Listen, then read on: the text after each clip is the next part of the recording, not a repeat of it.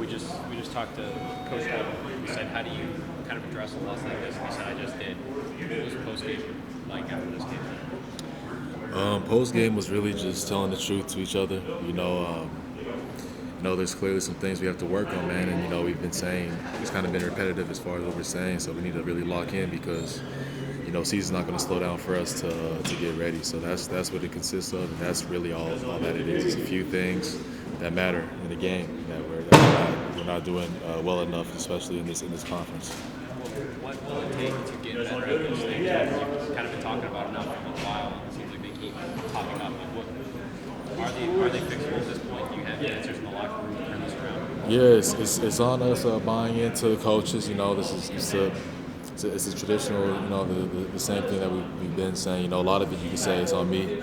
I should be maybe, I can be a better leader. Trying to lead this group, getting ready for games like this, coming to these hostile environments, getting ready to play. So you can put that on me as well as the loss. So, it's an accumulation of things, but, important things that we have to continue to put our head down and get ready to work. What were the days of practice? Now you had many of them, but what was it like leading into this game? We just had some lackadaisical things that we shouldn't have had happen. That's all it is. It's just a mindset thing.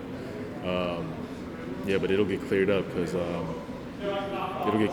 that's the only way we're going to be able to progress and win games. Coach talked about needing more from his captains, and you touched on this a little bit, but what are you kind of going through right now personally as far as just trying to get back to maybe some of the form and some of the production we saw from you earlier this season? Hey, just continue to work, man. There's no other secret formula to it than just coming in every day, being able to get coached, being able to prepare to work, and just working every single day.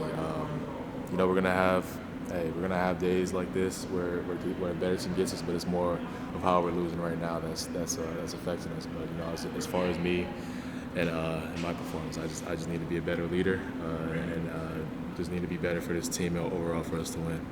Coach Nettie mentioned a few days ago when we talked to him, you had a unique perspective because you've gone through tough losing streaks back at Cal. How do you manage through those so that this doesn't? It's one loss now, but it doesn't become back to 3, 4, 5 again. Yeah, it's just making sure that we stay together. That's the biggest thing. A lot of losing teams they tend to separate, go different ways, try to figure things out on their own. But the important thing is that we need to stay on the same page, continue to come into work every day, accept the coaching from the coaches as well as from each other, and being able to push each other to what needs to be done because it's a short list of things. It's a list of things we have to do, but we got to take care of them one way or another. And it starts in practice. Are you seeing that togetherness still? Have you noticed splintering at all? Or? Yeah, there hasn't been splintering, but that's just the thing I feel like is different from teams that don't find that success. You feel me? So no, this team is really good with each other on and off the court, and we need to be a lot better, especially on the court, just playing with each other and trying to execute the game plans that the coaches have in play for us. The theme, a lot of those small things, but did this one feel different than maybe the 5 during the streak? When I talked to Bruce, he talked about that it did feel more, it was more frustrating. Yeah, it was frustrating because just because of the talk that we were having before going out there to play. We opened up the second half not well at all. They went on their little streak and we dug ourselves into a hole that was hard to get out of. In the second half, regardless of the runs we was making.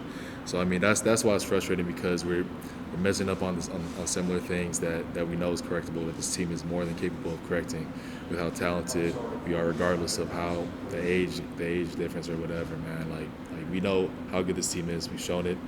It's a matter of working and getting back on track.